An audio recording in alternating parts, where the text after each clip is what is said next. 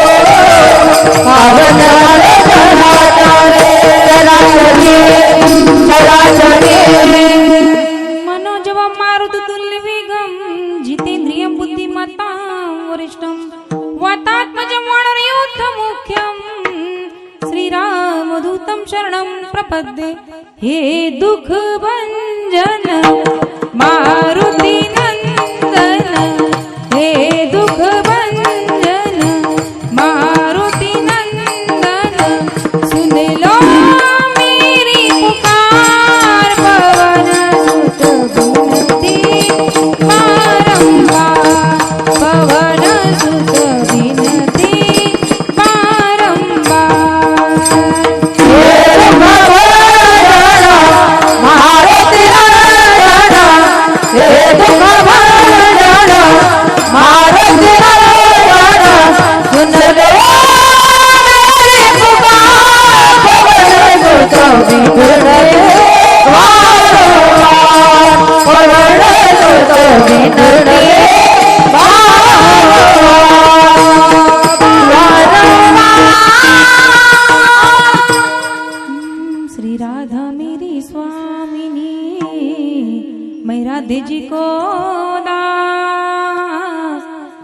भजन मधी जो मोहे, वृंदावन को बासरी राधे, वृंदावन को बास विठ्ठल विठ्ठल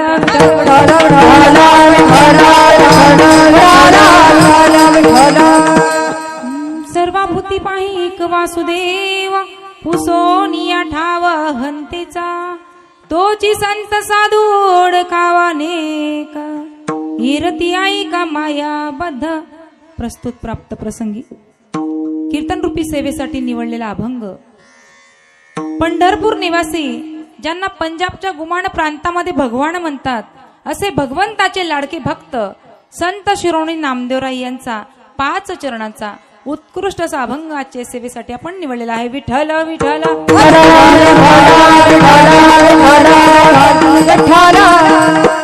या अभंगामध्ये नामदेवराय सांगतात की खरा साधू आणि संत कोणाला म्हणावं, की जे सर्वांचे ठाई एक वासुदेवाला एक भगवंताला पाहतात तेच खरे साधू संत म्हटले जातात.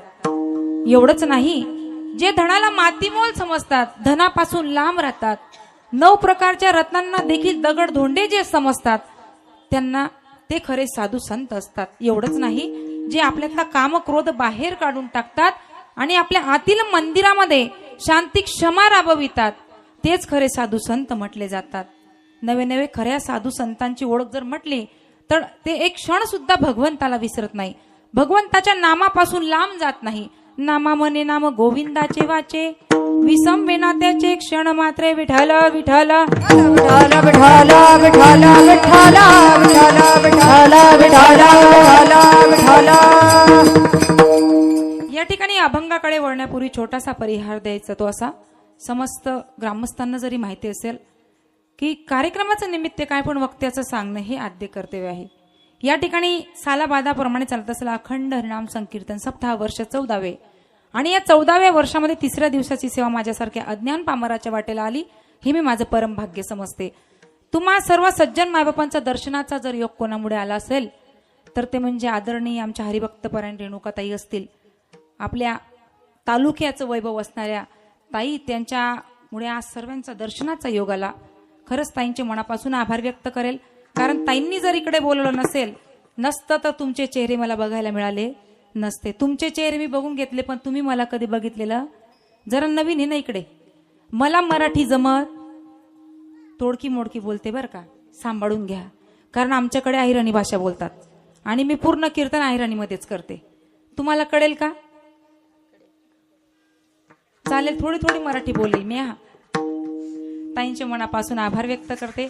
या ठिकाणी सप्ताहाचं आयोजन नियोजन ज्यांनी केलं आहे, माऊली गुरुदेव महिला सेवा समिती व समस्त महिला भजनी मंडळ चिखली, सर्वच कार्यकर्ते मंडळी, महिला मंडळ, पुरुष मंडळ जे असतील सर्वांचे त्या ठिकाणी मनापासून आभार व्यक्त करते.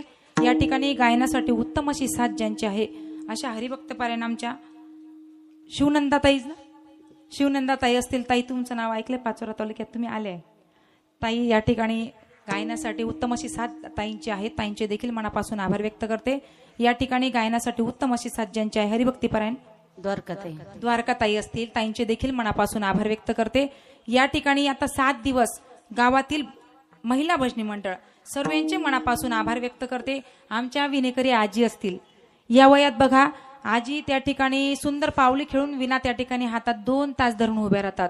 यांच्या वयामध्ये आपण गेल्यानंतर आपलं काही खरं नाही बरं का. देवाला त्यांच्याकडून सेवा करून घ्यायची आहे, म्हणून का भाग्यवान आहेत आजी की त्यांना आतापर्यंत सुद्धा विना घेऊन उभं राहायला भेटतंय. आजींचे देखील मनापासून आभार व्यक्त करते. या ठिकाणी पखवाजासाठी ज्यांची उत्तम अशी साथ आहे बघा, मूर्ती लहान आहे पण कीर्ती महान आहे. तब्येतीच्या मानाने पखवाज एवढं वाजवतात. ताई मला बोलल्यास तुम्ही तिथे गेल्यावर पहा, वय कमी आहे, या वयाची मुलं गावात फिरतात, पण त्या ठिकाणी सुंदर असं पखवाज वादन ज्यांचं आहे हरिभक्तपरायण महाराजांचं नाव रोहन महाराज असतील, महाराजांचे देखील मनापासून आभार व्यक्त करते. या ठिकाणी सुंदर अशी साऊंड सिस्टीम ज्यांची आहे, साऊंड सिस्टीम वाले दादा असतील, त्यांचे देखील मनापासून आभार व्यक्त करते. या ठिकाणी शूटिंग लाईव्ह या ठिकाणी विदर्भ वारकरी सेवा यांच्याकडून देखील त्यांचे देखील मनापासून आभार व्यक्त करते. मला इकडचे नावं काही जास्त माहीत नाही, एकदा आली जर परत परत येत गेली तर नावं सुद्धा पाठ होतील. या ठिकाणी ज्येष्ठ श्रेष्ठ मंडळी, खाली बसलेली मंडळी, खुर्चीवर बसलेली मंडळी, सगळ्यांची नावं मला माहीत नाही. माझ्यासोबत या ठिकाणी आमचे आदरणीय रवी सर देखील आलेले आहेत पाचोऱ्याहून, आमचे काकाश्री आले आहेत, विद्यार्थी काही आणले नाही. कारण मी पाहिलं की भरपूर या ठिकाणी आणि असं वातावरण मला कुठे बघायला भेटलं. कारण माझं काम कीर्तन करणं नाही, माझं काम आहे अनाथ लेकरं सांभाळणं. पण ताईंनी मला इथं उभं राहण्याची संधी दिली, म्हणून ताईंचे त्या ठिकाणी मनापासून आभार व्यक्त करते आणि तोडकी मोडकी सेवा तुमच्या समोर मांडण्याचा प्रयत्न करते. विठ्ठल विठ्ठल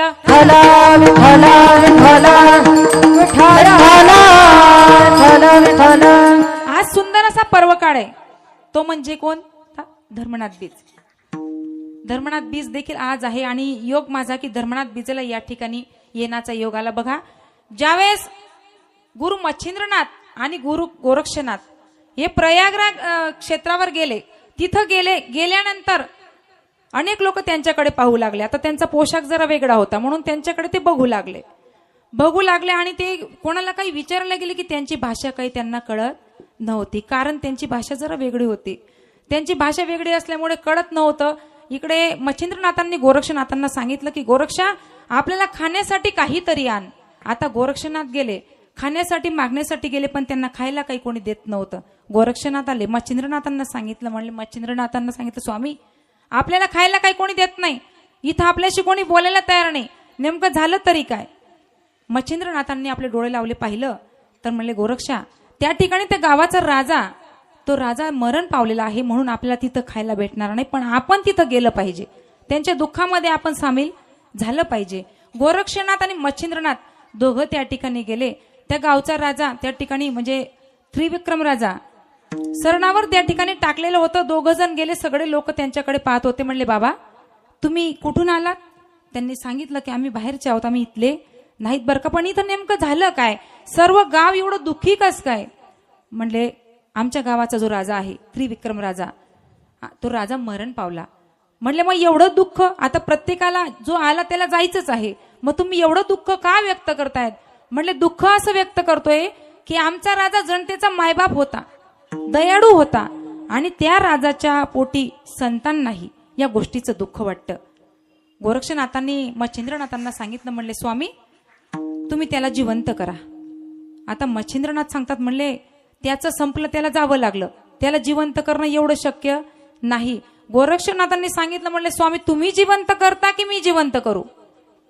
आता मच्छिंद्रनाथांनी सांगितलं, ठीक आहे मी जिवंत करतो, पण त्याला जिवंत करण्यासाठी माझा देह मला सोडावा लागेल, कारण माझा आत्मा त्याच्या शरीरात जाईल, माझा देह मला सोडावा लागेल, तर तुला माझा देह, माझं शरीर तुला सांभाळावं लागेल. गोरक्षनाथांनी सांगितलं, ठीक आहे मी तुमचं शरीर सांभाळेल, पण तुम्ही त्याला जिवंत करा. मच्छिंद्रनाथ त्या ठिकाणी गेले. सरणावर राजा होता. मच्छिंद्रनाथांचा आत्मा त्या राजाच्या शरीरामध्ये गेला आणि राजा उठून बसला. सगळेजण टाळ्या वाजू लागले, आनंद झाला. त्यांनी त्या ठिकाणी आनंद झाला, राजा उठला आणि राजा आपल्या राज दरबारामध्ये गेला. इकडे गोरक्षनाथांनी मच्छिंद्रनाथांचं ते शरीर उचललं आणि जवळच महादेवाचं मंदिर होतं, त्या मंदिरात ते शरीर त्या ठिकाणी ठेवलं. आता इकडे राजा आला. राजा रोज सकाळी 5 वाजता उठून महादेवाच्या मंदिरात जायचे. त्या राजाच्या त्या राणीने विचार केला, म्हणले, आमच्या घरी हे तर कधी मंदिरात गेले नाही, गेले असतील 2, 4, 6 महिन्यांनी, पण आता तर रोज जायला लागले, नेमके काय झालंय? त्यांची एक मैत्रीण होती. सांगितलं मैत्रिणीला, म्हणले, एक काम कर, हे रोज मंदिरात जाता की कुठे जाता, तू यांच्यावर लक्ष ठेव. आता ती मैत्रीण गेली. राजा निघाला. जसा निघाला राजा त्या ठिकाणी महादेवाच्या मंदिरात. आता राजा जरी होता, पण राजाच्या शरीरामध्ये आत्मा कोणाचा होता? मच्छिंद्रनाथांचा. मच्छिंद्रनाथ त्या ठिकाणी मंदिरात भगवान महादेवांचं दर्शनही घ्यायचं आणि आपलं शरीर सुद्धा त्या ठिकाणी बघायचे, एका ठिकाणी आहे की नाही. त्या राणीच्या मैत्रिणीने सांगितलं, तिथं गेल्यावर पाहिलं आणि घरी जाऊन सांगते, म्हणले, राणी त्रिविक्रम राजा जिवंत नाही बरं का, फक्त शरीर आहे. त्यांच्या शरीरामध्ये जो आत्मा आहे तो आत्मा मच्छिंद्रनाथांचा आहे, आणि मच्छिंद्रनाथांनी आपलं शरीर सोडून आत्मा या राजाच्या शरीरामध्ये टाकलेला आहे. आता राणीला असं वाटलं, जर परत मच्छिंद्रनाथांनी आपला आत्मा स्वतःच्या शरीरात टाकला आणि परत मला विधवा व्हावं लागेल, माझा पती परत मरेल, म्हणून तिने काय केलं, हातामध्ये तलवार घेतली, त्या महादेवाच्या मंदिरात गेली आणि त्या मच्छिंद्रनाथांच्या शरीराचे तुकडे तुकडे केले आणि सांगितलं की हे तुकडे बाहेर फेकून द्या. आता ते तुकडे बाहेर फेकून दिले. पार्वती आई साहेबांना चिंता वाटू लागली. पार्वती आई साहेबांनी आपल्या दूतांना सांगितलं की ते तुकडे इकडे घेऊन या. ते तुकडे तिथं घेऊन गेले. राणी आली. आता गोरक्षनाथांना ती बातमी कळली. गोरक्षनाथ शोधायला गेले. पाहिलं तर त्या ठिकाणी शरीर नाही. डोळे लावले, पाहिलं तर त्या मच्छिंद्रनाथांचे ते शरीराचे तुकडे पूर्ण स्वर्गामध्ये होते. इकडे त्रिविक्रम राजा, त्या त्रिविक्रम राजाचं शरीर मच्छिंद्रनाथांनी सोडलं आणि त्या राणीच्या समोर आले आणि राणीला सांगितलं, म्हणले हे बघ, तुझ्या जो मुलगा असेल धर्मनाथ तो 12 वर्ष राज्य करेल आणि 12 वर्षानंतर गुरु गोरक्षनाथ त्या ठिकाणी येतील आणि त्यांना आदेश देतील, उपदेश देतील. उपदेश त्यांना दिला तेव्हाच आम्ही त्यांना नाथ संप्रदायामध्ये घेऊ. आणि आजच्या दिवशी त्यांना गोरक्षनाथांनी उपदेश केला होता म्हणून धर्मनाथ बीजी साजरी केली जाते. विठ्ठल विठ्ठल.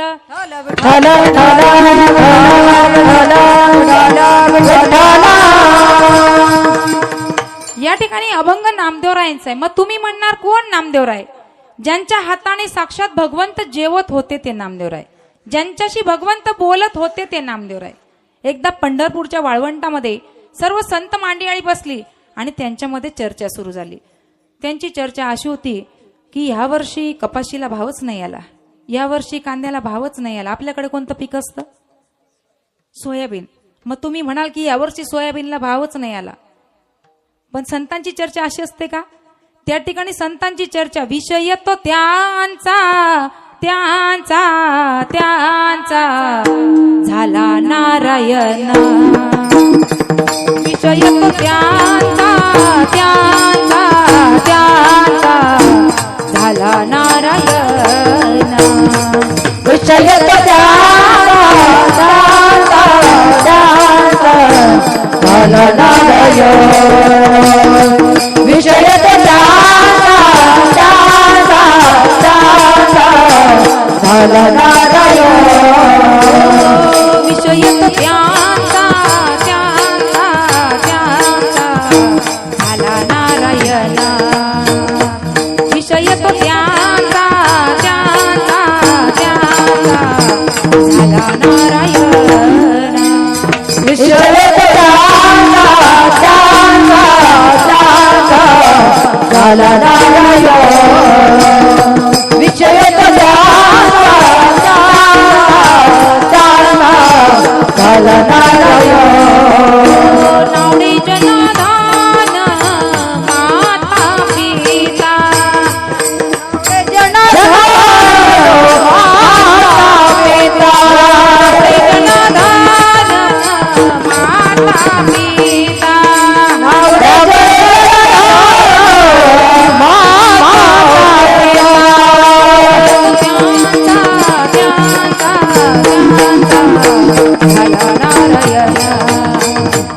विषय तो त्यांचा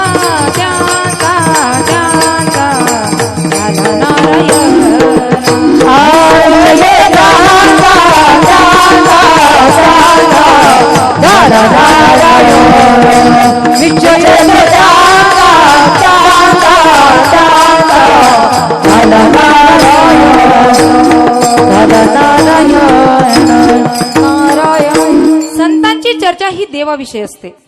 पण तुम्ही आम्ही जर एका ठिकाणी बसलो तर आपण देवाविषयी कधी गप्पा गोष्टी करतो का? नाही ना. आपण इकडच्या तिकडच्या गोष्टी करतो. एका ठिकाणी आलो म्हणजे आपण देवाविषयी कधी बोलत नाही. संसाराच्या गोष्टी करतो, आजूबाजूच्या गोष्टी करतो, पण देवाचं नाव काढत नाही बरं का. इथं तसं नव्हतं. इथं संतांविषयी चर्चा चालली होती. त्या ठिकाणी चर्चा होती 5000 वर्षापूर्वी कोळी समाजामध्ये एक संत होऊन गेले.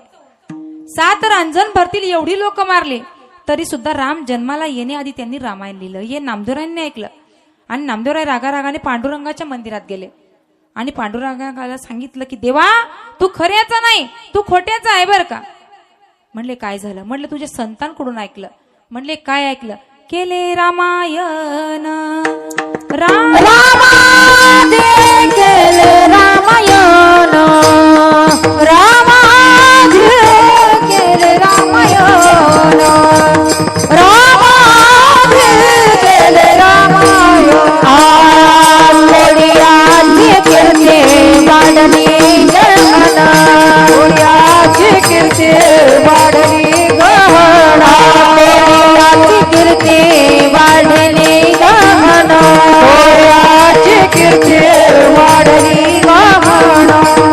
कोळ्याची कीर्ती वाढली गहन केले रामायण राम आदी. कोळ्याची कीर्ती वाढली गहन केले रामायण राम आदी. कोळ्याची कीर्ती वाढली गहन.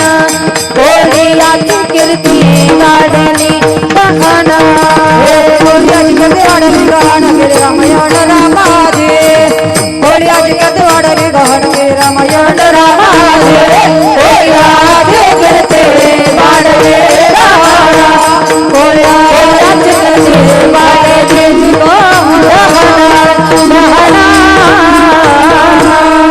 नामदेवराय सांगतात म्हणले देवा त्या कोळी समाजाच्या संतांनी एवढा उत्पात मातवला तरी तू त्याचं ऐकतोस. म्हणले नामा तुला नेमकं म्हणायचं काय. त्यावेळेस नामदेवराय सांगतात शतकोटी तुझे करीन अभंग शतकोटी तुझे करीन अभंग म्हणे पांडुरंग ऐक नामा म्हणे पांडुरंग ऐक नामा. या ठिकाणी नामदेवराय सांगतात देवा 100 कोटी अभंग मी त्या ठिकाणी लिहिल्याशिवाय राहणार नाही. भगवंताने सांगितलं म्हणले नामा महर्षी वाल्मिकींच्या वेळेस 1000 वर्षाचं आयुष्य होतं. आता किती आहे तुम्ही सांगतात ना. नरदेह दुर्लभ जाना नरदेह दुर्लभ जाना नरदेह दुर्लभ जाना नरदेह दुर्लभ जाना शतवर्षाची गणना रे शतवर्षाची गणना शतवर्षाची गणना रे शतवर्षाची गणना त्यामध्ये दुःख यातना रे त्यामध्ये दुःख यातना त्यामध्ये दुःख यातना रे त्यामध्ये दुःख यातना तुम्ही आत्मा मधुसूदना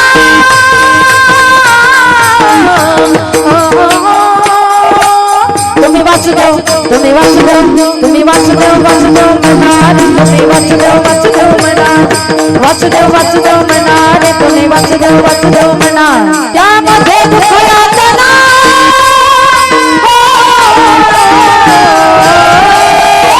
तुम्ही वासुदेव वासुदेव म्हणा रे तुम्ही वासुदेव वासुदेव म्हणा तुम्ही वासुदेव वासुदेव म्हणा रे तुम्ही वासुदेव वासुदेव म्हणा वासुदेव म्हणा. भगवंताने सांगितलं म्हणले नामा आता फक्त 100 वर्षाचं आयुष्य आहे आणि एवढ्या ते शक्य होणार नाही म्हणून तू तुझी शपथ मागे घे. पण नामदेवराय हट्टी होते ऐकायला तयार नव्हते.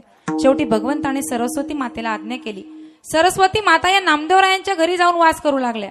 आता नामदेवरायांच्या घरामध्ये असणारे 14 जण आणि 15 दासी जणी हे सगळ्यांनी मिळून हे अभंग लिहायला सुरुवात केली आणि त्याच गाथ्यातला आजचा हा अभंग विठ्ठल विठ्ठल विठ्ठल विठ्ठल विठ्ठल विठ्ठल विठ्ठल विठ्ठल. या अभंगामध्ये नामदेवराय सर्वांना त्या ठिकाणी पाहण्याचं आव्हान करतात. पण मला सांगा या कलियुगामध्ये लोकांना देव आहे की नाही यावर शंका आहे. कारण बरेच लोक सांगतात महाराज तुम्ही लोक सांगतात की देव आहे मग तुमचा नेमका देव कुठे आहे. आता मला सांगा हवा दिसत नाही म्हणून ती नाही का. महिला मंडळ बोलत चला मी पहिल्यांदाच तुमच्याकडे आले तुम्ही नाही बोललात तर मलाही पुढचं सुचणार नाही. हवा दिसत नाही मग ते नाही का आहे ना. फुलातला सुगंध दिसत नाही मग तो नाही का आहे ना. लाईट लागतो वायरमध्ये करंट दिसत नाही मग नसतं का ते. जर वाटली शंका तर घरी जाऊन आपण होल्डर मधून पिनं काढायचे आणि बोट घालून बघायचे म्हणजे आपल्याला अनुभव येईल की आहे की नाही करंट. बरोबर की नाही. तसं महाराज सांगतात देव सुद्धा आहे आणि तो एकच आहे. मग तुम्ही म्हणणार महाराज ज्या महाराजांचा अभंग तुम्ही घेतला त्यांनी देव पाहिला का.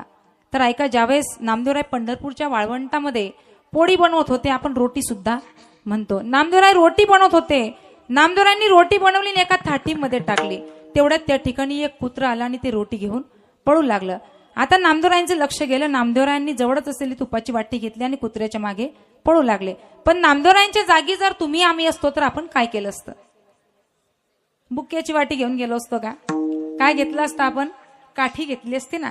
काठी घेतली असती. नामदेवरांनी तुपाची वाटी घेतली. संत होते. नामा घेऊन तुपाची वाटी नामा लागे श्वाना पाठी कोरड्या रोट्या कैस्या खाशी कोरड्या रोट्या खाऊ नको. घडलं काय कुत्र पुढे गेलं आणि पुढे जाऊन कुत्र हसायला लागलं. तव श्वान हसूनी बोलिले नामया तुझ कैसे रे कळले एरू म्हणे उपदेशिले सर्वाभूती विठ्ठल. आमच्या गुरूंनी आम्हाला सर्वांच्या ठाई त्या ठिकाणी भगवंताला पाहायचं शिकवलेलं आहे. जे जे देखी जे भूत ते ते मानी जे भगवंत. आता मला सांगा जो देव आहे त्याला आपण मान्य करत नाही पण जे भूत नाही त्याला मान्य केल्याशिवाय राहत नाही. भूत आहे का महिला मंडळ. पुरुष मंडळींना भूत दिसले कधी तुम्हाला भूत.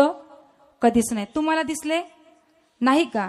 किती जण म्हणता नाही किती हो म्हणता सांगा बरं. अजून कन्फ्यूज आहात तुम्ही. भूत आहे का नाही. मग तुम्ही अर्धी रात्री बाहेर का नाही निघत? विशेष करून कोणत्या दिवशी निघत नाही तुम्ही? काय असतं अमावस्येला? भूत. किती वाजता? कोणी कोणी पाहिलं?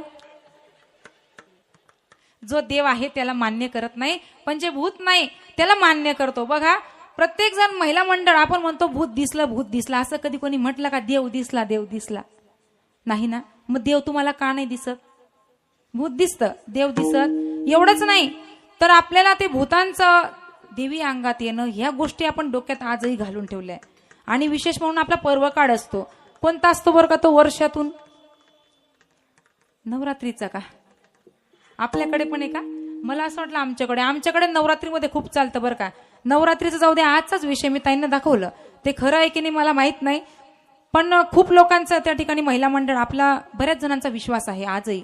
भूतावर विश्वास आहे किंवा देव अंगात येतो हा सुद्धा विश्वास आहे. पण मला नाही वाटत देव आपल्या अंगात येईल, कारण अजून आपली तेवढी पात्रता नाही. एवढं जप तप आपण केलेलं नाही की देव आपल्यापर्यंत येईल. बरोबर की नाही? जरा माझं बोलणं साधं आहे बरं का, कारण मला इकडची भाषा येत नाही. तुम्हाला कळते ना मी बोलते तर? हा, चांगली गोष्ट आहे. म्हणजे ताई आयराणी शिकून जातील बरं का. ताई आयराणी शिकून जातील. आपण 1 तास जास्त करू कार्यक्रम, पण मी आयराणी शिकूनच जाईल तुम्हाला. कधी आमच्या परिसरात आले तर तुम्हाला टेन्शन येणार नाही. आमच्याकडे असं आहे, नवरात्रीमध्ये खूप देव्या येतात. नवरात्रीचा पर्व काळ असतो. नवरात्रीमध्ये देव्या येतात आणि त्या देव्या त्या ठिकाणी मंदिरात जास्त येतात गेल्यावर, घरी नाही बरं का. बघा, नवरात्रीमध्ये आपण सगळेजण उपवास करतो. करतात ना तुम्ही पण? सगळे उपवास करतो. 8 दिवसा अगोदर माणसामागे कटकट लागते. अहो, माझा उपवास आहे बरं का, माझे उपवास आहेत बरं का. आता तुम्ही एक काम करा, 9 दिवसाच्या 9 रंगाच्या साड्या आणा. मागतो ना आपण? मला सांगा, आता देवी मातेला वेळ होता का एवढा 9 दिवस 9 रंगाच्या साड्या घालायला? ती बिचारी तिकडे युद्ध करत होती, पण आपण नवऱ्याशी युद्ध करतो साड्या घेण्यासाठी. आता 9 दिवसात 9 रंगाच्या साड्या घालण्यापेक्षा मला तरी असं वाटतं आपला अंतरंग बदला. 9 रंगाच्या साड्या घालण्याची गरज पडणार. देवी माता तरी सुद्धा तुमच्यावर प्रसन्न होईल. विनाकारण घरात वाद घालून फायदा नाही बरं का. तेच जाऊ द्या, अंधश्रद्धा एवढी आपण धरून बसलोय की कर्णी कवटाळू सुद्धा आपण विश्वास ठेवतो. बघा, भूत वगैरे काही नाही, कर्णी कवटाळ काही नसतं. फक्त एकच काम करा, करा रे बापांनो साधन हरीचे, करा रे बापांनो साधन हरीचे, करा रे बापानो साधन हरीचे, करा रे बापानो साधन हरीचे, धनी करानीचे कानो नका, धनी करानीचे करो नका, करा रे बापानो साधन हरीचे, करा रे बापानो साधन हरीचे.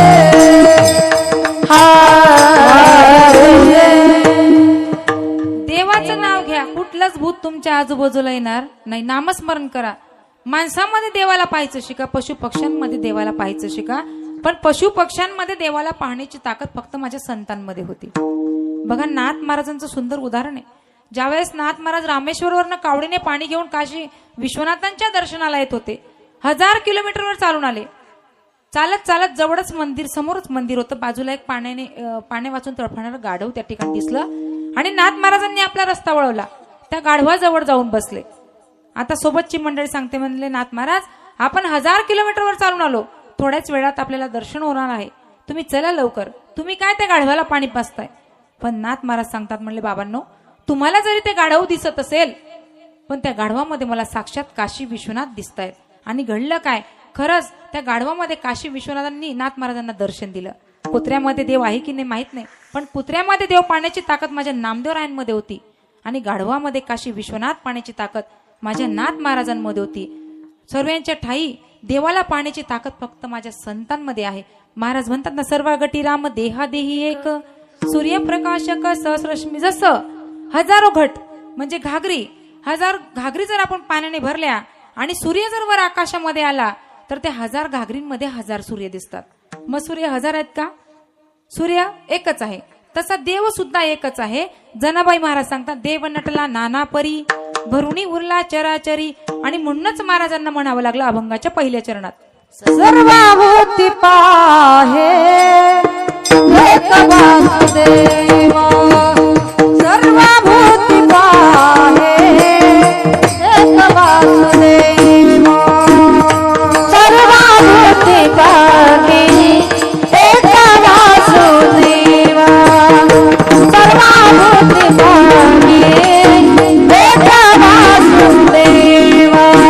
सर्वभूती पाहे एक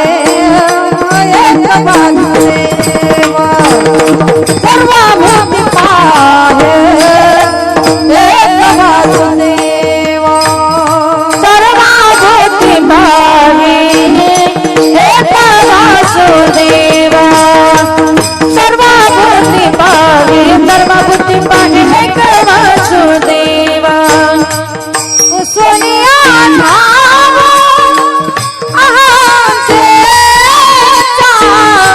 सोनिया नाम अहंतेचा तुझे संत जागो ओळखावा तुझे संत जागो ओळखावा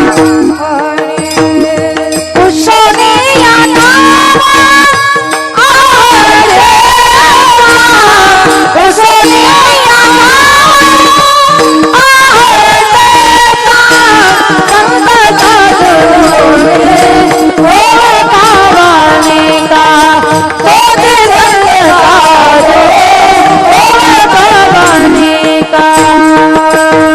सोनिया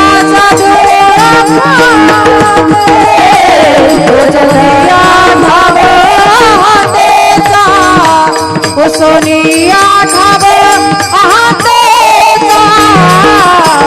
सोनिया ठाव आतेचा सर्वभूती पाहे वासुदेवा सोनिया ठाव आतेचा सोनिया ठाव आतेचा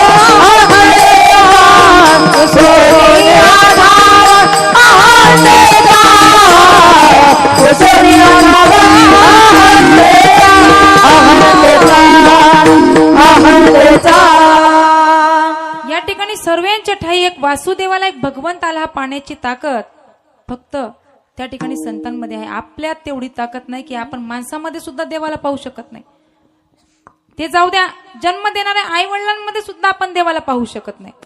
आता बघा, तुम्ही सर्वजण या ठिकाणी जाणकार मंडळी आहात, बरोबर की नाही? मला सांगा बरं का, एवढे जण इथं बसलेत, पुरुष मंडळींना प्रश्न विचारेल, रोज सकाळी उठल्या उठल्या आपल्या आई वडिलांचं दर्शन कोण कोण घेतं बरं का?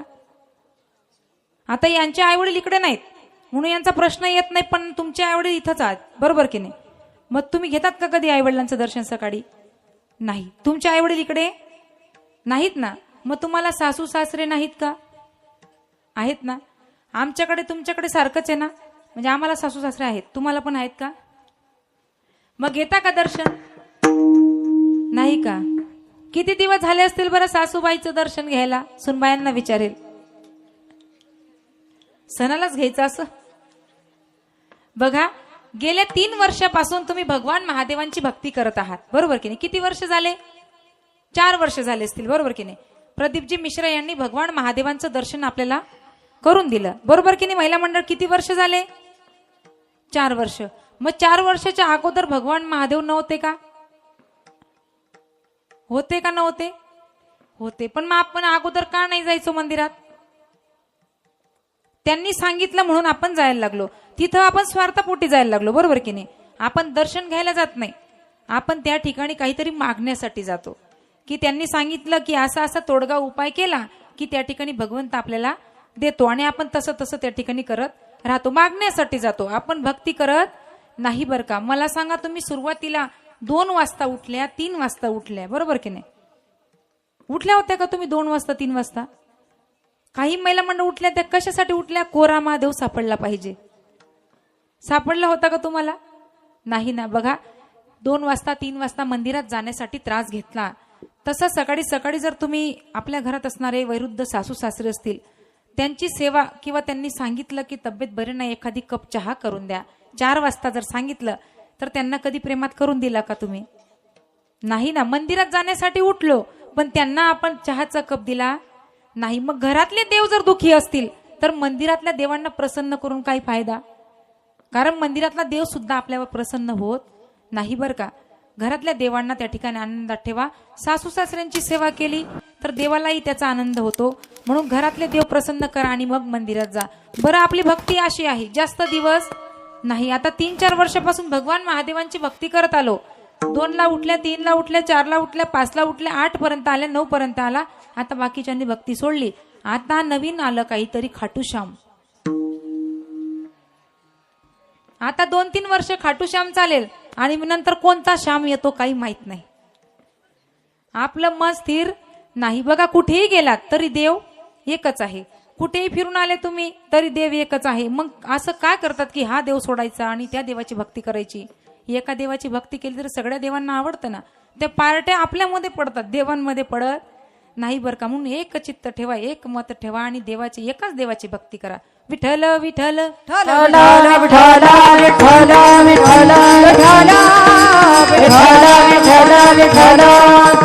पण आपण एका ठिकाणी आपलं चित्त राहत नाही. आपण भक्तीमध्ये लक्ष घालत नाही बरं का. भक्ती करतो पण फक्त स्वार्थापोटी भक्ती करतो. पण स्वार्थापोटी भक्ती करणं जरा सोडा. देवासाठी भक्ती करा. देवाजवळ मागण्यापेक्षा देवालाच मागून घ्या. देव आपल्या जवळ आला म्हणजे काही भीती राहील का? कुठलीच भीती नाही. मग आम्ही सांगतो ना देव आहे. बरेच लोक विचारतात, म्हणले महाराज तुमचा देव कुठे आहे बरं का, तुमचा देव कुठे आहे? तसं एकदा बघा, हिरण्यकश्यपूने भक्त प्रल्हादाला मारण्यासाठी बरेच प्रयत्न केले होते, पण भक्त प्रल्हाद काही मरत नव्हता. एकदा हिरण्यकश्यपू बसले होते, भक्त प्रल्हादाला बोलवलं आणि सांगितलं, म्हणले काय रे भक्त प्रल्हादा, तुझा देव आहे का खरंच? म्हणले हो आहे ना. म्हणले कुठे आहे तुझा देव? म्हणले कुठे नाही माझा देव, असं सांगा. ही जे चालती सगळी सृष्टी त्याच्या सत्तेशिवाय चालत नाही बरं का. माझा देव कुठे नाही. म्हणले भिंतीमध्ये आहे का? हो आहे ना. या खांब्यामध्ये आहे का? म्हणले हो आहे ना. जसं हिरण्यकश्यपूला राग आला, त्या खांब्याला लात मारली, तिथून देव प्रगट झाले. खांबावरी लाता मादिले दुर्जने, खांबावरी लाता मादिले दुर्जने, खांबावरी लाता मारिले दुर्जने, खांबावरी लाता मारिले दुर्जने. नारायणा प्रगटाले, समदे नारायणा प्रगटाले, खांबावरी लाता मारिले दुर्जने, खांबावरी लाता मारिले दुर्जने. समदे नारायणे प्रगटाला, समदे नारायणे प्रगटाले, खांबावरी लाता मारिले दुर्जने, खांबावरी लाता मारिले दुर्जने, मारिले दुर्जने, मारिले दुर्जने. त्या ठिकाणी देव आहे पण आपण विश्वास ठेवला पाहिजे. पण आपण देवावर विश्वास ठेवत नाही. बघा, देव जर नसता तर हा 6 फुटाचा नरदेह आपल्याला भेटला असता का? देवाने आपल्याला पाठवलंय ना. मग कशासाठी पाठवलंय? देवाची भक्ती करण्यासाठी. देव दिला नेहा भजन घुमटा, देव दिला नेहा भजन घुमटा, देव दिला देह भजना घुमटा, देव दिला देह भजना घुमटा. पक्वाचा आवाज वाढवा. देव दिला देह भजना घुमटा, देव दिला देह भजना घुमटा, देव दिला देह भजना घुमटा, देव दिला देह भजना घुमटा. देव झाला फाटा पातिकेचा, देव झाला फाटा पातिकेचा,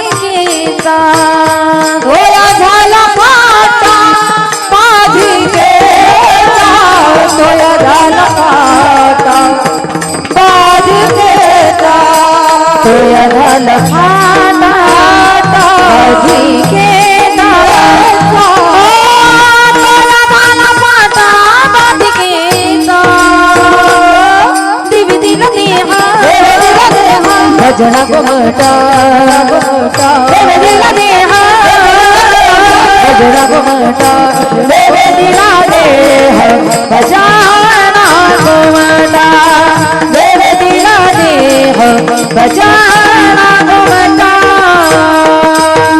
देव दिला देह गजरा घुमटा दिला देह घुमटा देव दिला देह गजाना घुमटा देव दिला देह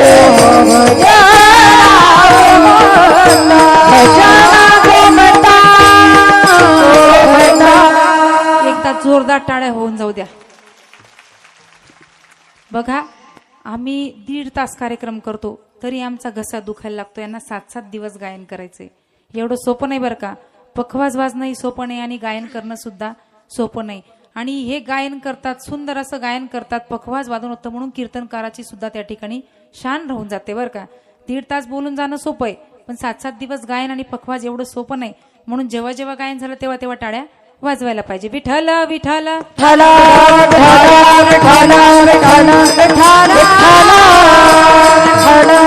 हा 6 फुटाचा जो नरदेह दिलाय बघा, 2 हात दिले चांगल्या ठिकाणी दान धर्म करण्यासाठी, बरोबर की नाही. चांगल्या ठिकाणी दान धर्म करण्यासाठी हात दिले, 2 डोळे दिले चांगलं पाहण्यासाठी, 2 कान दिले चांगलं ऐकण्यासाठी, पण त्याचा उपयोग आपण चांगल्यासाठी करत नाही बरं का. बघा, एखाद्या ठिकाणी तर समजून घे, इथं कार्यक्रम चाललाय, तिकडनं 5-7 महिला येत आहे आणि एखादी महिला जेवायला बसली. आता त्या महिला मंडळाने आवाज दिला, चल ग ताई कार्यक्रम सुरू झाला, चल लवकर. ही म्हणते, थांब ना ग बाई, मला जेवण तर करू दे, सांगते ना रागात. पण हीच महिला जर तुमच्या बाजूच्या गल्लीत जर जोरदार भांडण चालू असेल तरी जेवण करता करता पडेल भांडण्यासाठी. का भांडण सुरुवात झाली कशी ते तिला बघायचं असतं. पण देवासाठी येईल का? नाही. 2 पाय दिलेत आळंदी पंढरीची वारी करण्यासाठी, पण आपण जात नाही बरं का. मग जेव्हा आपलं वय निघून जातं, म्हातारपणी वाटतं की आपण जायला पाहिजे. 2 कान जे चांगले ऐकण्यासाठी दिले बघा, जर कान दिले नसते देवाने तर कोरोनाच्या काळामध्ये मास्क अडकवायला आपल्याला खोट्या टोकाव्या लागल्या असत्या. देवाने सगळे अवयव विचारपूर्वक दिले, म्हणून त्याचा सुद्धा आपण त्या देवाचे आभार मानले पाहिजे. पण देवाचे आभार मानत नाही आपण, काय म्हणतो, माझं माझं माझं म्हणतो, बरोबर की नाही. हे माझे हात, माझे डोळे, आपलं काहीच नाही इथे. आपल्याला देवाने पाठवलंय, अग्रीमेंट करून पाठवलंय, थोडे दिवस पाठवले. ज्यावेळेस त्याचा मिस कॉल आला त्यावेळेस जावं लागेल. बघा, आमच्याकडे ऐरणी म्हणे, उनी बुचकी आणि गया फुचकी, ती तुम्हाला कळली असेल, बरोबर की नाही. समजलं काय बोलणं? अटॅक येतो ना, त्याला काय टाइम लागतो का? मिस कॉल सारखं आलं की गेलं, त्याला वेळ लागत नाही. म्हणून जेवढे दिवस आहे तेवढे दिवस देवाचे आभार माना. देवाने पाठवलं जेवढे दिवस, भाड्याची खोली नाही, त्याने बोलवलं तेव्हा खाली करावी लागेल, बरोबर की नाही. म्हणून माझं माझं सोडा. प्रत्येक स्त्रिया स्वतःवर गर्व करतात, हे माझं ते माझं. बघा, कबीर महाराज सुंदर सांगतात की एका बाईला तिच्या पतीने नथ आणली. आता नथ आणली म्हणून ती गावभर सांगत सुटली महिला मंडळाला. आता महिला मंडळ आपलं कामच असतं, आपल्या घरात 10 रुपयाची वस्तू आली की दुसऱ्याच्या घरात आग लावणं. माझ्या नवऱ्याने साडी आणली म्हणजे दुसरीच्या घरीत भांडण घालतात, बरोबर की नाही. तसं या बाईने गल्लीमध्ये सगळ्यांना दाखवायला सुरुवात केली की माझ्या नवऱ्याने नथ आणली. आता नवऱ्याने नथ आणली, कौतुक केलं. कबीर महाराज सांगतात ना, नथ निदिनी यारने चिंतन बारंबार, नाक दिया करतारने उसको दिया बिसार कबीरा, उसको दिया बिसार. ज्याने नथनी आणली त्याचं कौतुक केलं, पण ज्याने नाक दिलं त्याचं कौतुक केलं नाही. आता ज्याने नाकच दिलं नसतं त्याने तर नथनी कुठून घातली असते नाकात, सांगा बरं का. जरा कमी अधिक जरी झालं तरी आपल्याला किती राग येतो. देवा मी काय पाप केलं होतं, तिचं किती छान नाक आहे, माझं का बरं असं. पण त्याला माहिती होतं ही आगाऊ आहे, हिला इथंच थांबवलेलं बरं.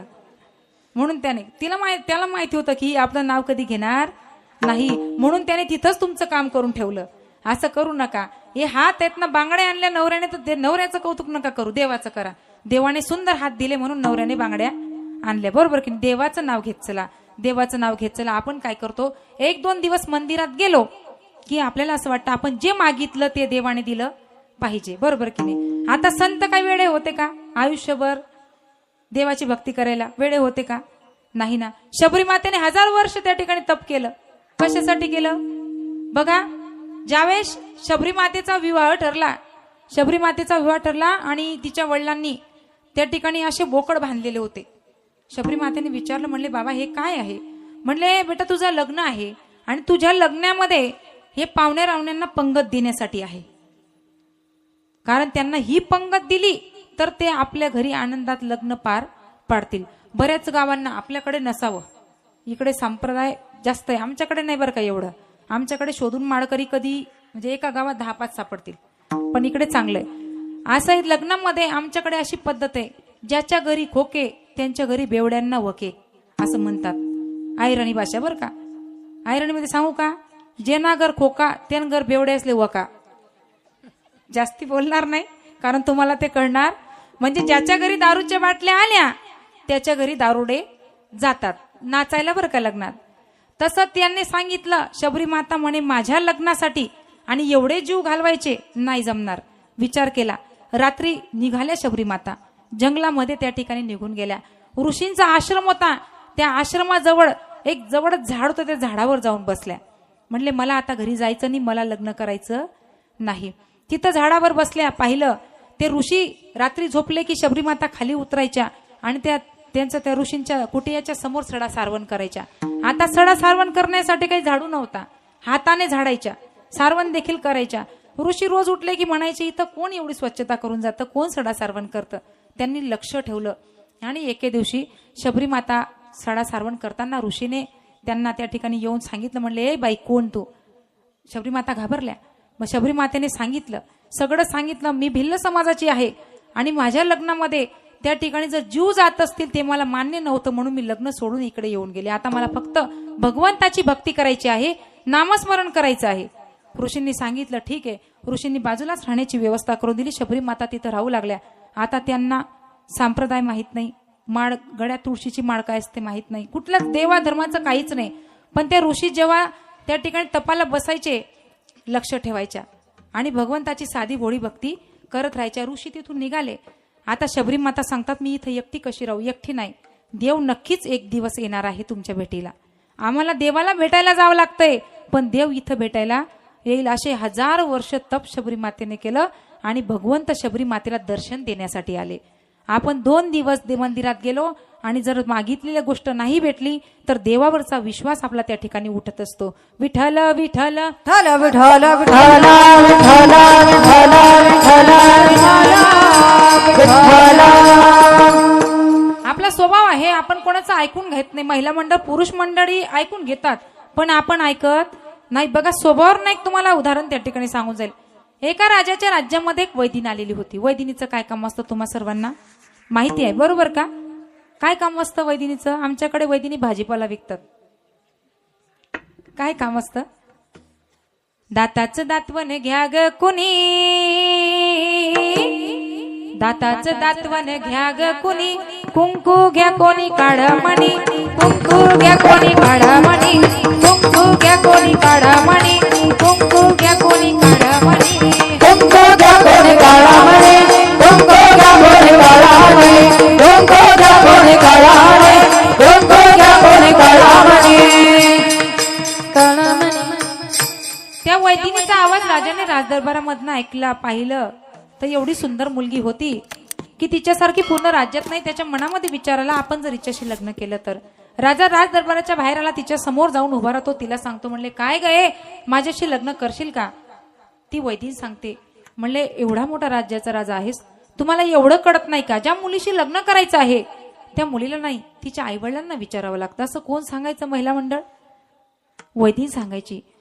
पण आता जरा वेळ काळ बदलला. आताच्या वैदिनींना ते काही कळत नाही. आताच्या वैदिनी त्यांच्या मताने लग्न करून टाकतात. त्यांना भंगारवाला कळत नाही, त्यांना पंचरवाला कळत नाही. त्यांची नजर जिकडे गेली तिकडे त्या पडून जातात. बघा चॉईस एवढी भंगार या पोरींची, त्याही भंगार आणि त्यांची चॉईसही भंगार. आता मागे नांदेडमध्ये किती मोठं प्रकरण घडलं.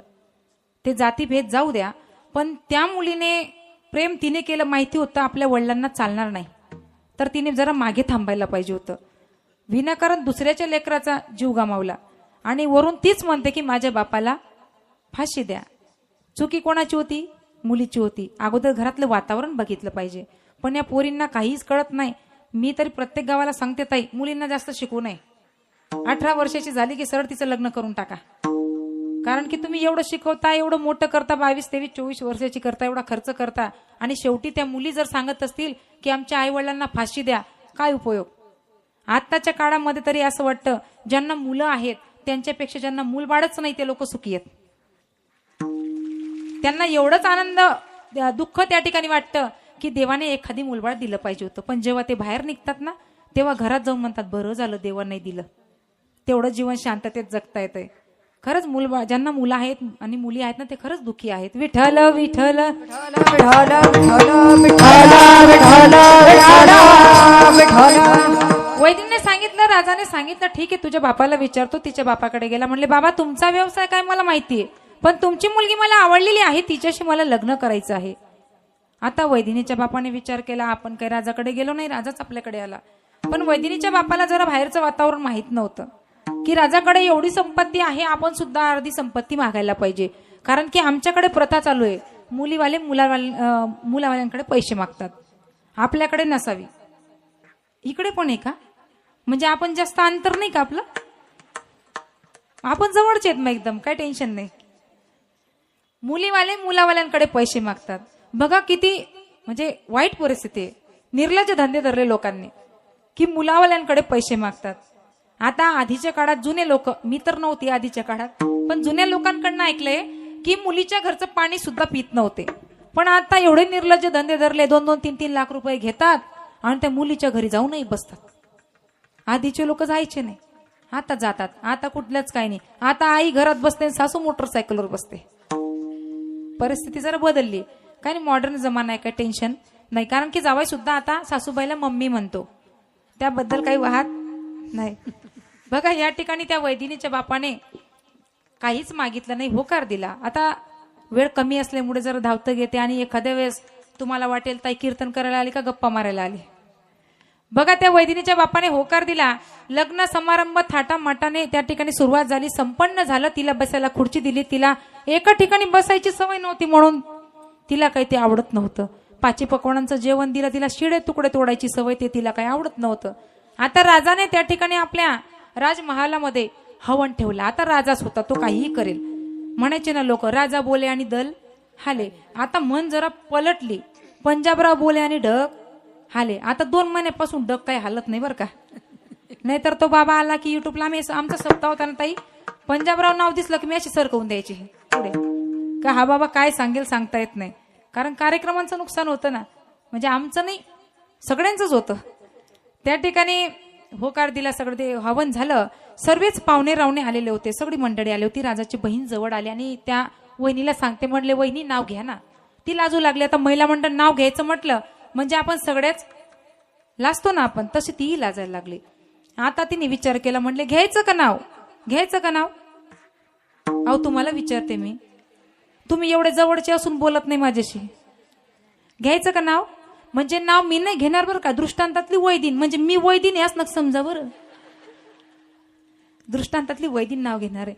पांढऱ्या पांढऱ्या दुधाची मौमौसाय, पांढऱ्या पांढऱ्या दुधाची मौमौसाय, हरिश्चंद्र राजाची बायको नाव घेते बाकरवाड घे माय.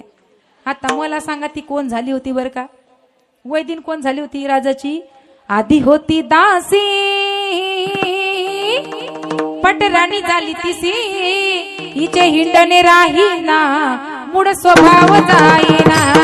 हिचे हिंडणे राहीना, मूळ स्वभाव जाईना. हिचे हिंडणे राहीना, मूळ स्वभाव जाईना. हिचे हिंडणे राहीना, मूळ स्वभाव जाईना. आधी होता वाघ्या दैव योगे झाला पाघ्या, आधी होता वाघ्या दैव योगे झाला पाघ्या. याचा येळकोट राहीना, मूळ स्वभाव जाईना. त्याचा येळकोट राहीना, मूळ स्वभाव जाईना. त्याचा येळकोट राहीना, मूळ स्वभाव जाईना. त्याचा येळकोट राहीना, मूळ स्वभाव जाईना. जाईना, जाईना. आमच्या पखवाज महाराजांसाठी सुद्धा एकदा जोरदार टाळ्या होत्या. तुम्ही टाळ्या वाजवत चला, एवढं सोपं नाही हो. डायरेक्ट येऊन पखवाजाजवळ बसले नाही, ते रियाज करावा लागला, बोटं फोडावे लागले. गायन सोपं नाही, पखवाज सोपं नाही, कीर्तन सोपं आहे बरं का, तेही सोपं नाही. पण पाय दुखून आले घरी जाऊन सांगू शकतो माणूस, माझ्या मुली आहेत बाई पाय दाबून दे, हे सांगतील हात दाबून द्या. आता ताईंनी काय घरी जाऊन सांगावं आमचा गळा दाबून द्या, सोपं आहे का?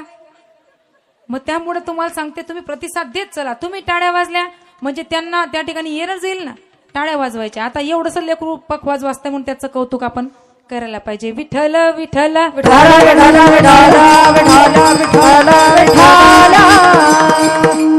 बघा स्वभाव आपला कसा आहे माहिती का, बोखरू सारखा आहे. तुमच्याकडे बोखरू आहेत का?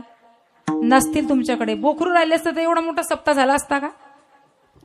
कारण बोखरूला किती काटे असतात, किती काटे असतात बोखरूला, म्हणजे याचा अर्थ तुमच्याकडे बोखरू 3 काटे असतात. कसाही फेकला तरी 1 काटा. तसे बरेच लोक असतात बरं का, बरेच लोक असतात. कार्यक्रम करायचं म्हटलं की साथ तर देत नाही पण मागे ओढायचं काम करता. पण ताई तुम्ही भाग्यवान आहात की तुम्हाला सगळ्यांचा सपोर्ट आहे. कारण सपोर्ट असल्याशिवाय, आणि तुम्ही सुद्धा भाग्यवान आहात की मी हा जो अभंग घेतला मी ताईंकडे बघूनच घेतला. शांती, क्षमा, शांती, खूप शांती, खूप म्हणजे गोड स्वभाव त्या ठिकाणी. ताईंना साथ आहे, ताईंची तुम्हाला साथ आहे, म्हणून हा एवढं मोठं नियोजन झालं. बरेच ठिकाणी लोक असे असतात ना, एवढं नियोजन होऊ नये, हा तिथं असंच होतं, तिथं हेच झालं, तिथं कीर्तनकाराला कीर्तन जमलं नाही, गायनाचार्यांना गायन मुद्दाम काहीतरी काड्या करत असतात. पण या ठिकाणी खूप छान त्या ठिकाणी वातावरण आहे, सुंदर वातावरण आहे. सगळेच लोक तुम्ही चांगले आहेत. बोकरू सगळे आमच्याकडे पाठवून दिले आहेत. विठ्ठल विठ्ठल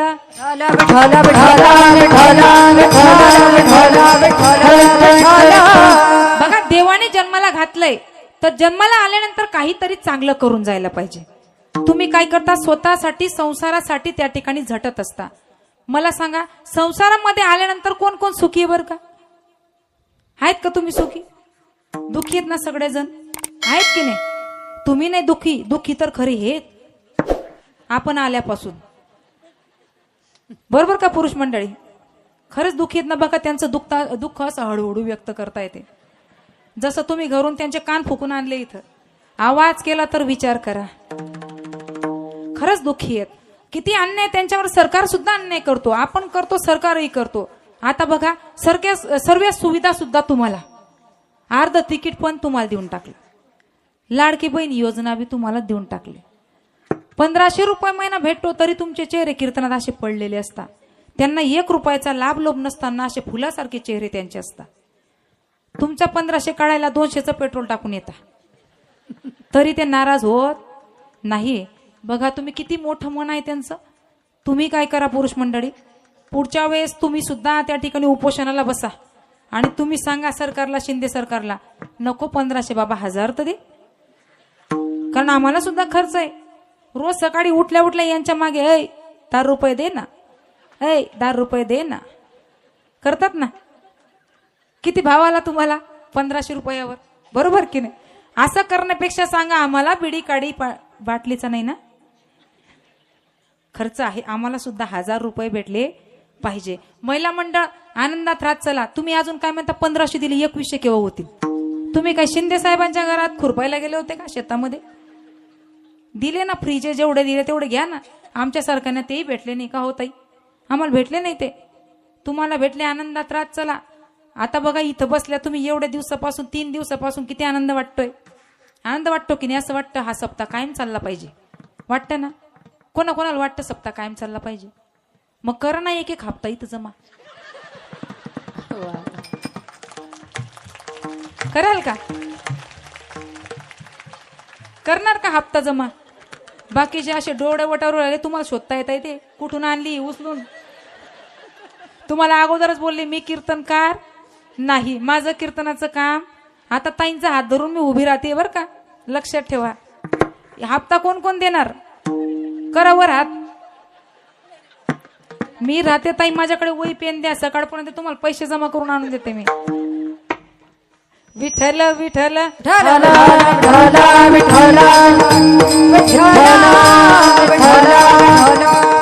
टेन्शन घेऊ नका. मी थांबायला काही या ठिकाणी मलाही वेळ नाही आणि पैसे मागणारही नाही. देव तुम्हाला बुद्धी देईल. तुम्ही इथं अवश्य एक हप्ता देणार. तुम्ही जर हप्ता दिला नाही, पुढच्या वर्षापर्यंत तुमचा हप्ता बंद. असं होणार नाही. थोडं थोडं काशाना पण मदत करत चला. या देवा धर्मामध्ये हातभार लावला पाहिजे. तो पैसा काही आपल्या कष्टाचा नाही. त्याच्यातून 500-500 जरी दिले तरी सुद्धा हातभार लागून जातो. बघा, संसारासाठी कितीही कमवलं तरी अपूर्णच आहे. मला सांगा, तुम्ही वरती गेल्यानंतर सोबत कोणी काही देणार आहे का? कोणीच काही देत नाही. बघा आजीबाई, तुम्ही गेल्या ना, वेळ दिली जाईल, चला चला आता म्हातारीला बाहेर काढा, बाहेर काढा. म्हातारीला बाहेर काढतात, आंघोळीची तयारी करतात. आंघोळ झाली की त्या किरडीवर टाकलं जातं. लगेच सगळे म्हणतात, चला म्हातारीचे लुगडे आणा बाहेर, म्हातारीचे कपडे आणा बाहेर, म्हातारीचं तपकीरचं डबा आणा, गोड्या औषधी आणा, सगळं आणा आणि म्हातारीचे दागिने काढून घरात ठेवा. आता लुगड्यांमध्ये कपड्यांमध्ये म्हातारी येते, पण दागिन्यात येत दिलं का तुमच्या सोबत? नाही ना. म्हणून सांगते, इथं जेवढ्या माझ्या माय मावल्या आहेत ना म्हाताऱ्या, गोड पाटल्या काय काढून असतील त्या जमा करून इथं काहीच येणार नाही. पण तुमचा असा जीव आहे संसारामध्ये की तुम्ही मरताना सुद्धा देवाचं नाव घेत नाही. अशा टुगूर टुगूर टुगूर टुगूर घराकडे पाहता. बघा, एकदा एक आजी सिरियस झाल्या. सुनबाई लहानी बसली होती, तिने मोठ्या सुनबाईला फोन केला. म्हणले, ताई एक काम करा, तुम्ही लवकर घरी या, आपली आजी कशा कशा करताय. म्हणले ठीक आहे. आल्या घरी आणि पाहिलं. म्हणले आपल्या आजीची शेवटची वेळ आली. दोघं मुलांना घरी बोलवलं. दोघं मुलं सुना जवळ बसले. आता आजीला बोलता येत नव्हतं. आजी अशी अशी खुनवायची. आता मोठ्या सुना चॅप्टर असतात बरं का, हुशार असतात. इकडच्या नाही, आमच्याकडच्या हुशार असतात त्या. ती म्हणले, अहो आपली आजी अशी अशी खुणवते, याचा अर्थ आजीने कुठेतरी काहीतरी ठेवलेलं आहे. म्हणले मग काय करायचं? डॉक्टरांना बोलवा. आता डॉक्टरांना बोलवलं. डॉक्टर आले. म्हणले ही केस माझ्या हाताची नाही, यांना तुम्ही जिल्ह्याच्या डॉक्टरांकडे जाऊ द्या. आता जिल्ह्याच्या डॉक्टरांकडे घेऊन गेले. डॉक्टर म्हणे आजीला आयसीयू मध्ये ठेवावं लागेल. आयसीयू मध्ये आजीला टाकलं. 3 दिवस झाले, 4 दिवस झाले. आता डॉक्टरांनी, आता मुलं वाट बघत होते, कुठे ते काही आजीची नाही वाट बघत, ते कुठे ठेवलंय. डॉक्टरांनी सांगितलं की आजी आता व्यवस्थित झाल्या, तुम्ही आजींना घरी घेऊन जाऊ शकता. त्या मुलाने विचारलं, डॉक्टर साहेब बिल? म्हणले आणलंच मी. तोपर्यंत मुलगा गेला आजीजवळ. म्हणले आई तू त्या दिवशी काय सांगत होती? म्हणले बाबा मला आठवत नाही. डॉक्टर येऊन जवळ उभे राहिले, हातामध्ये बिल होतं. म्हणले अगं आई आठव ना. म्हणले त्या दिवशी का बाबा, मी असं म्हणत होती, शेजारच्या त्या काकूकडे आपली वाटी राहून गेली म्हणे. डॉक्टर म्हणे घ्या 3 लाख रुपये बिल. आता वाटी कितीत पडली? 3 लाख रुपयात. एवढा जीव तुमचा संसारामध्ये आहे की तुम्ही जाताना सुद्धा देवाचं नाव घेतलं पाहिजे. आजीबाया, तुम्ही भाग्यवान आहात की तुम्हाला शेवटचा क्षण डोळ्याने बघायला भेटतोय. आता शेवटचा क्षण बघायला मिळत नाही. रस्त्यावर कुठे केव्हा मरण येईल सांगता येत नाही. म्हणून तुम्हाला जेवढे दिवस आहेत ना, फक्त भगवंताचं नामस्मरण करत चला. विठ्ठल विठ्ठल विठ्ठल विठ्ठल विठ्ठल विठ्ठल विठ्ठल. आपण देवाचं नाव घेत नाही. आपण सगळे मायेमध्ये अडकलोय. माया ही दिसत नाही, पण ती भांडण लावल्याशिवाय राहत नाही बरं का.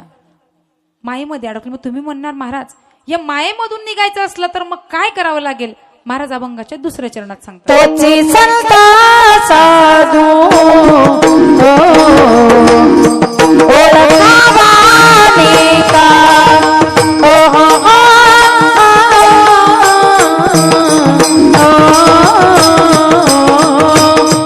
तोची संता साधू ओळखावाने का तोची संता साधू ओळखावाने का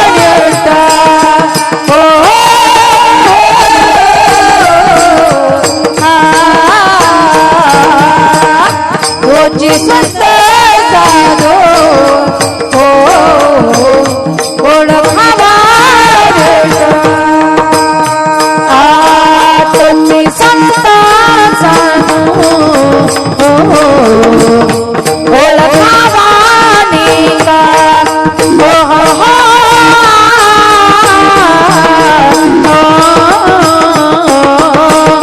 तोची संता साधू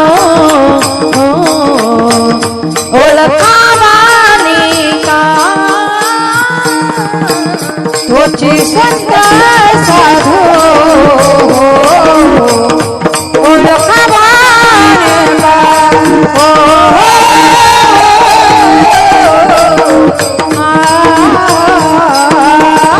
तोची संता साधू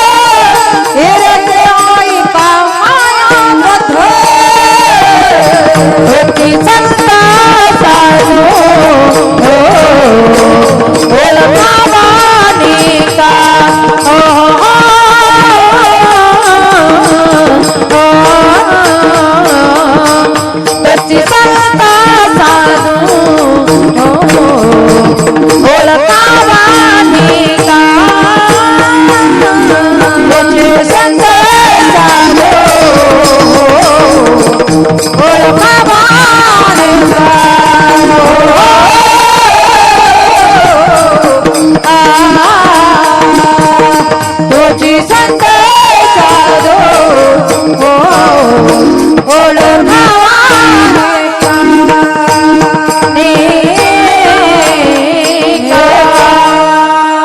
टाळ्या एकदा जोरदार. आता रोज वाजवायच्या बरं का टाळ्या. कारण टाळ्या सुद्धा आपण कुठे वाजतो? धर्ममंडपात वाजतो, बरोबर की नाही? घरात तर काही आपण टाळ्या वाजवत फिरत नाही ना. कारण की योग्य वेळेस जिथं योग्य जागा आहे तिथंच, म्हणून टाळ्या वाजवायला पाहिजे. या निमित्ताने तुमचंही नामस्मरण होतं, बरोबर की नाही? मुखाने टाळे वाजवत चला आणि हाताने, बरोबर का? चुकलं का माझं काही? जेव्हा जेव्हा भजन झालं तेव्हा तेव्हा टाळी वाजली पाहिजे. मग आता एकदा परत सगळ्यांनी वर हात करा.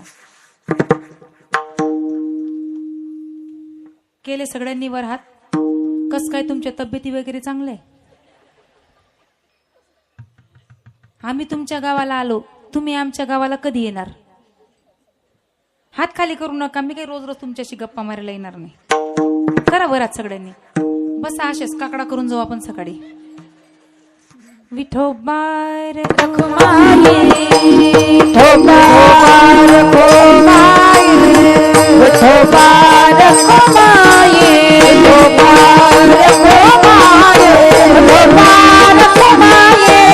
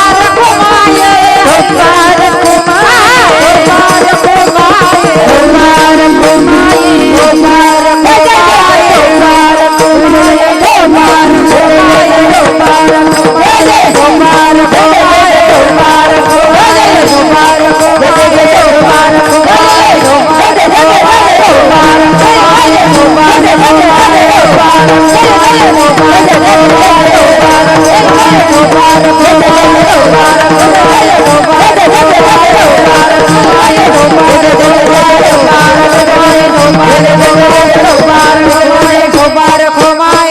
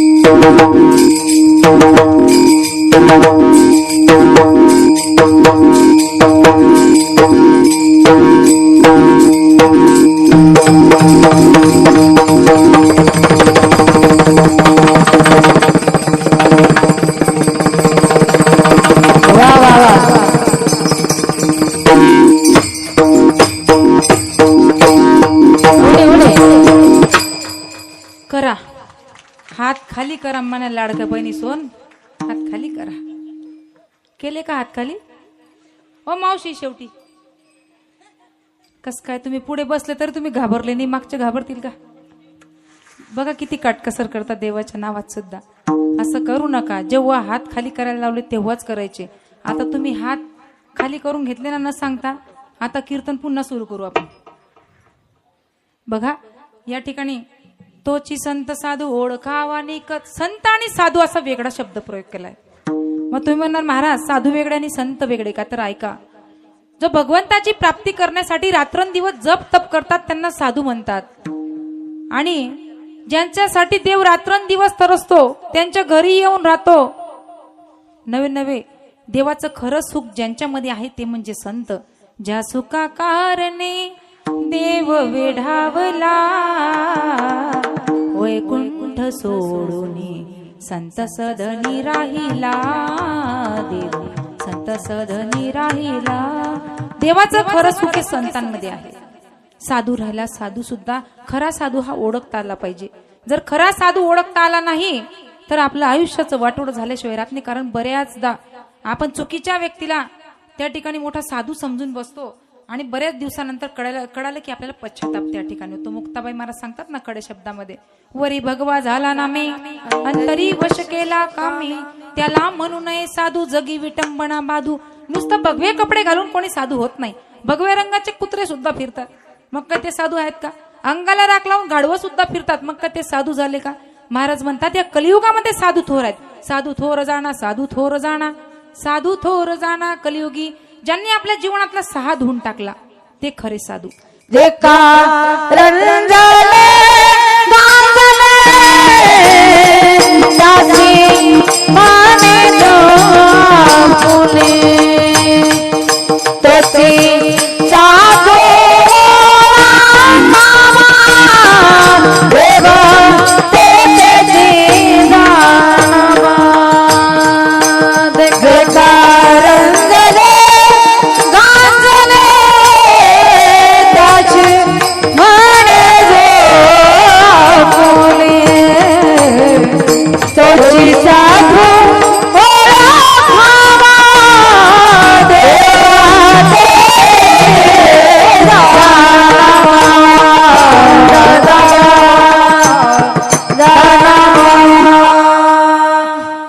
ज्यांच्या अंगी अहंकार राहत नाही त्याला साधू म्हणतात. ज्यांना धनाचा लोभ राहत नाही त्यांना साधू म्हणतात.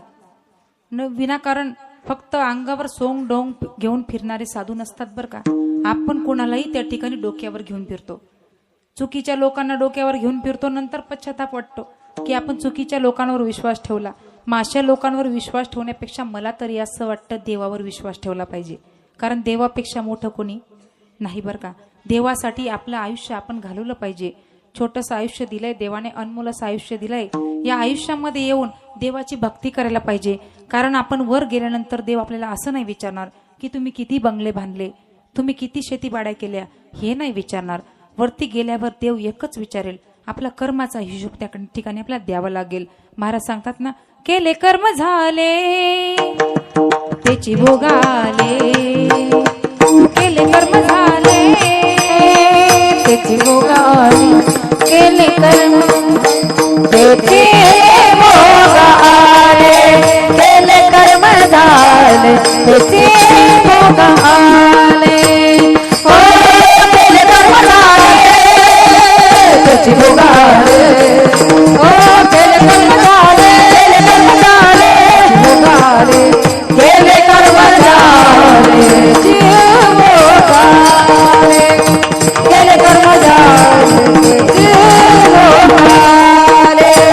उपजले मेले ऐसे किती, उपजले मेले ऐसे किती, उपजले मेले ऐसे किती, उपजले मेले ऐसे किती. हरिमुखी गाता हर पदी दिलता, हरिमुखी गाता हर पदी दिलता, हरिमुखी गाता आधा पाले दिलता, हरिमुखी गाता आधा पाले दिलता.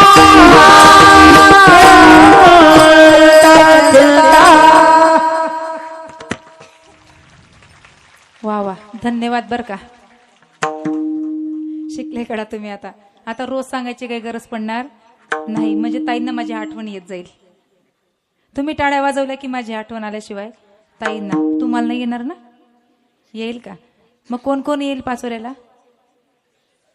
कधी आलात तिकडे तर नक्कीच या. बघा, जीवन जगत असताना फक्त कर्म करू, चांगले करा, दुसरं काहीच नाही. कितीही प्रॉपर्ट्या कमवल्या तरी त्या शेवटी खालीच राहणार आहेत. म्हणून कर्म चांगलं करा. गेल्यानंतर 4 लोकांच्या डोळ्यामध्ये आपल्यासाठी अश्रू आले पाहिजे. असं काहीतरी करून जायला पाहिजे. काहीतरी आपलं जीवन हे समाजाच्या कामी सुद्धा आलं पाहिजे. मला ताईंचं एक कौतुक वाटतं. तुम्ही म्हणाल ताईंनी तारीख दिली म्हणून कौतुक करते, हा विषय नाही बरं का. ताई तारीख दिली म्हणून कौतुक नाही. ताई ज्या वेळेस आमच्या परिसरात आल्या होत्या तेव्हा ताईंना फोन केला की ताईंना विचारलं, ताई तुम्ही पैसे किती घेणार. ताई म्हटल्या मी पैशासाठी कीर्तन करत नाही. तेव्हापासून माणसं ओळखायची आपल्याला क्षमता असली पाहिजे. तेव्हापासून पाहिलं की समाजसेवेसाठी त्याही पुढेच असतात आणि अजूनही काही स्वप्न आहेत आणि तेही भगवंत लवकरच पूर्ण करेल यात शंका नाही. कारण की जो निस्वार्थ सेवा करतो त्याचे स्वप्न देव पूर्ण करतो. तुम्ही सुद्धा त्या ठिकाणी एकदा पाचोऱ्याला आमचा एक अनाथ आश्रम आहे, वारकरी अनाथ आश्रम. त्या ठिकाणी आज 70 मुलं शिक्षण घेत आहे. 70 मध्ये 35 ते 40 मुलं अनाथ आहेत. जर तुमच्या निदर्शनामध्ये कोणी अनाथ लेकरं असतील ज्यांना आई वडील दोघं नाही असे लेकरं असतील, बिनधास्त तुम्ही पाचोऱ्याला या, संस्थेवर सोडा. संस्था तुमची आहे. त्या लेकरांचा खर्च आम्ही लग्नापर्यंत करू.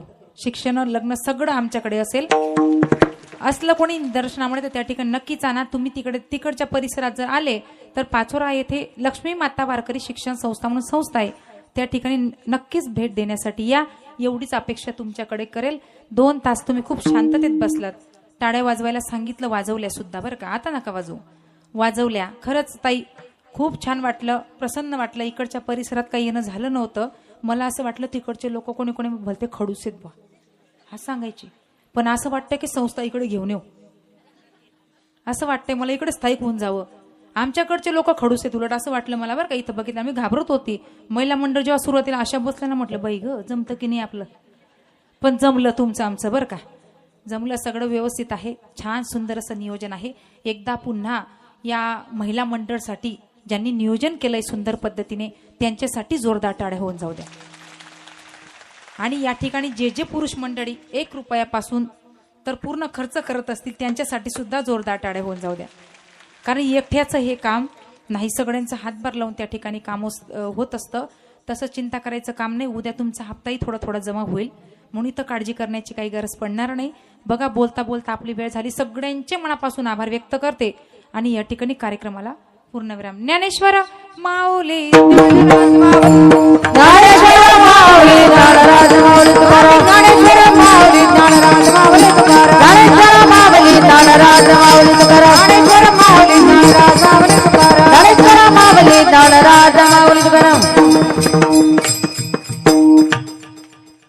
विठ्ठल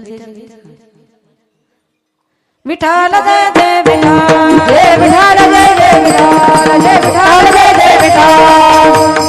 बोली रे बोले रे वापरे विठ्ठल करा महाराज महाराज तुमचे आणि चारिला निकारणी आपला महाराज महाराज तुमचे कामने ज्ञानेश्वर महाराज तुमचे. 2 मिनिटं फक्त सर्वांनी शांतता बाळगायची आहे.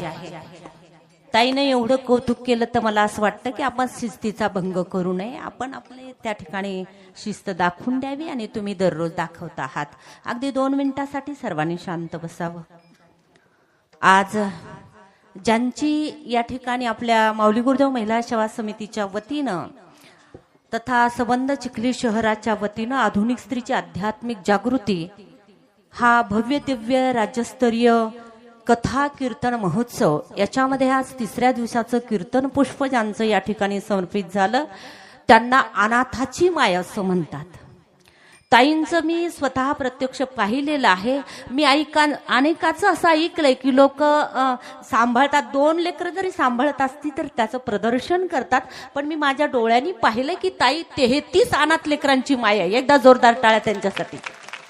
त्या लेकरांच्याकडून 1 रुपयाची अपेक्षा नाही कुणाकडूनच, आणि त्या ठिकाणी त्या कुणापुढे हात पसरत नाही. एवढं मोठं त्यांचं फार मोठं कार्य आहे. त्यांच्या कार्याला मी सलाम करते.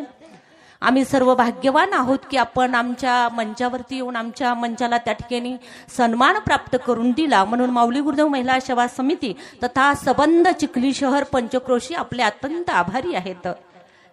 ताई आम्ही जेव्हा जेव्हा तुम्हाला बोलू, आम्हाला एवढंच माहित होतं बाबल्या ही कसं केसाव फुगे, त्याच्या पलीकडे आम्हाला ऐराणी काही कळतच नव्हती. पण तुम्ही एक दोन शब्द बोललात तर असं वाटतं की ऐराणी फार गोड असावी, नाही का?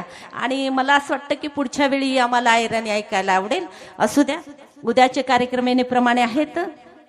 हा, म्हणून माऊली गुरुदेव महिला सेवा समितीच्या वतीने मी सर्व माऊली गुरुदेव सेवा समितीच्या सदस्यांना विनंती करते की ताईंचा एकदा